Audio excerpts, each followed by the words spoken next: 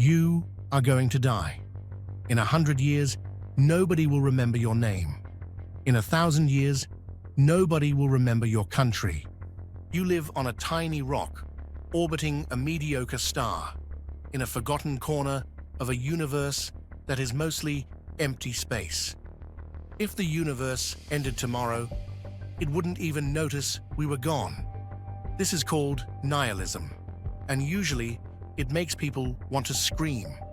We spend our whole lives trying to be important, trying to leave a legacy. So the idea that we are meaningless feels like a prison sentence. But wait, flip the coin. If nothing matters, then your mistakes don't matter. That embarrassing thing you said 5 years ago doesn't matter. Your credit score doesn't matter. The fact that you aren't a millionaire by 25, it does not matter. This is optimistic nihilism.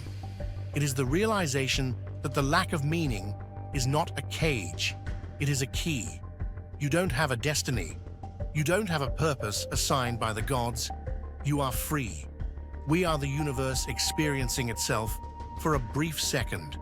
We are stardust that learned how to feel. So, eat the food, text the girl, quit the job, explore the weirdness.